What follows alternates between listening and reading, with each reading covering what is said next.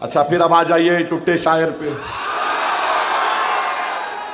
इन्हें एक प्रधान का इलेक्शन नहीं जीत सकता, याद रखो, एक प्रधान का इलेक्शन नहीं जीत सकता, इन्हें नहीं जीत सकता। मगर क्या है, लैला को बोलना है। ये बिहार में गए थे, बिहार में हम तेजस्वी यादव को लेटर लिख के दिए, अलायंस कर लो, हमको खाली 5 सीट दो। एक एक 2 खत लिखे, तुम जीत गए तो मिनिस्ट्री मत दो। अख्तरुल ईमान हमारे बिहार के प्रदेश बोले, सदर बोले, इन्होंने नहीं करे। हम जो है 29 सीट पे लड़े अलायंस में, हमारे चंद्रशेखर आजाद, रावण आजाद समाज पार्टी और हमारे कुशवाहा साहब यूपी के अलायंस बना के लड़े। कांग्रेस पार्टी कितने सीट पे लड़ी मालूम आपको? 60 में कितने जीते? 6। तो वो 54 सीट पे कौन कामयाब हुए? हम हुए, बीजेपी हुई है। अरे टुट्टे, हिसाब के कच्चे, जरा देख के बोलना ब्याबा। तुम अभी अभी आए हो, सियासत में तुम्हारे दूध के दांत नहीं निकले। अल्लाह के करम से मैं 6 मरतबा जेल को गया, 40 दिन एक कमरे में अकेला बंद था मैं। चंद्रबाबू नायडू ये समझ रहा था कि इसको अकेले कमरे में बंद कर देंगे तो इसकी हिम्मत टूट जाएंगी। और मैं जिम्मेदारी के साथ कह रहा हूं, जिंदगी में मैं उस वक्त जो इबादत किया अल्लाह से, उसका मजा कभी नहीं आया मुझे जेल में जो इबादत किया। पुलिस वाले 1999 को मेरे को लाठियों से मारे, 18 टाके लगे, ये 4 उंगलियां टूट गई, कमर में आज भी दर्द होता है, मेरी पूरी पीठ लटों से लाल हो गई थी, पुलिस वाले मारे। 2022 में टोल गेट पर 3 या 4 गोलियां मेरी गाड़ी पे चलाए। वो कमबख्त भी इतना अंधा था, 6 फुट का आदमी बैठा हुआ है, 6 फुट से मारा, गोली लग रही नहीं इसको। अब मैं क्या करूं? तो ऐसा नहीं है, हम ऐसा चमन में चल के नहीं आए, सब चीजों से गुजर के आए, गुजरेंगे। जिंदगी खाक और खून के दरियाओं से गुजरना है और अल्लाह सब चीज देखने वाला है। तुम 60 पे लड़के 6 जीत रहे, मेरे पे कहीं को रो रहा रे भाई?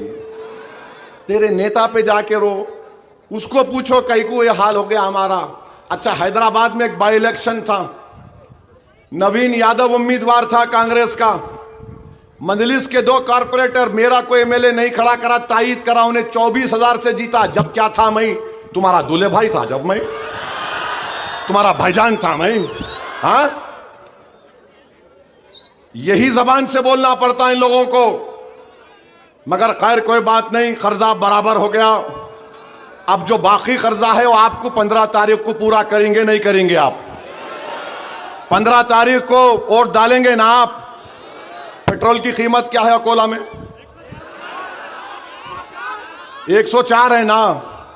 ट्रिपल इंजन की सरकार, ट्रिपल इंजन बोलते हैं नो, गुजरात में 94 रुपीज में है या 104 में है। क्या ट्रिपल इंजन चल रहा बाप?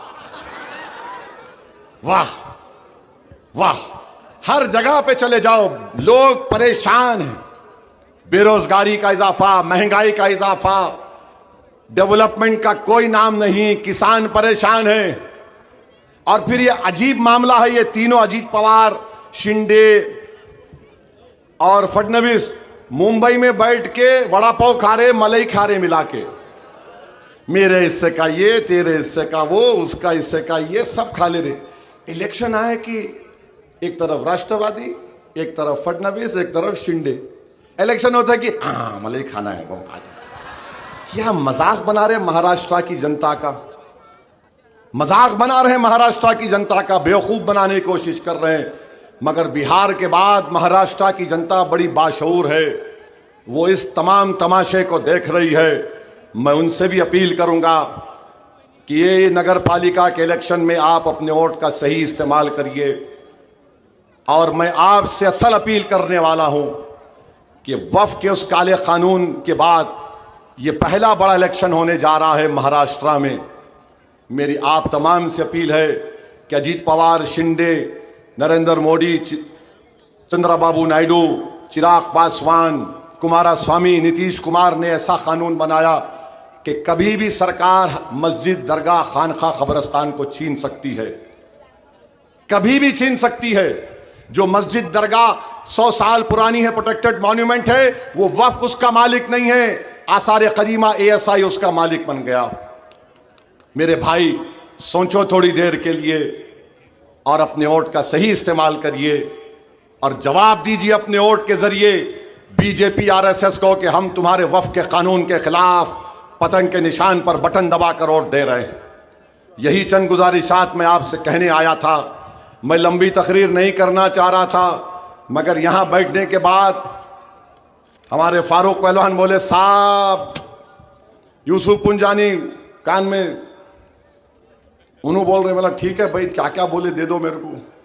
तो बहरहाल अजीज दोस्तों और बुजुर्गों, मैं आपसे वादा कर रहा हूं कि पीने के पानी का मसला हो, पुरानी आबादी के रोड का मसला हो, और आपके बर्थ सर्टिफिकेट का हो, मृत्यु सर्टिफिकेट का मसला हो, ये तमाम चीज़ें आप अपने नुमाइंदों को कामयाब करिए, आपकी लीडरशिप को मजबूत करिए। याद रखिए, जब तक आप अपनी लीडरशिप को नहीं पैदा करेंगे, हम अपने मसाइल को हल नहीं कर पाएंगे। ये भारत की जमहूरियत की तल्ख हकीकत है। अगर मुसलमान, दलित, आदिवासी अपनी लीडरशिप को बना लेगा तो उनसे नाइंसाफ़ी के दौर का खात्मा होना शुरू हो जाएगा। बच्चों जेल में सड़ रहे हैं, हम परेशान हैं, जुल्म का शिकार है, नाइंसाफ़ी हो रही है। तो मेरी आपसे अपील है कि 15 तारीख के दिन अपना एक एक वोट पतंग के निशान पर दीजिए। क्या मैं उस पुर उम्मीद होकर जाऊं कि आप तमाम लोग बगैर किसी से डरे, सिवाय अल्लाह के खौफ को सामने रखकर मंजलिस को वोट देंगे? तो लगाइए मेरे साथ नारा, नारे तकबीर। मन है, जुल्म का शिकार है, नाइंसाफ़ी हो रही है।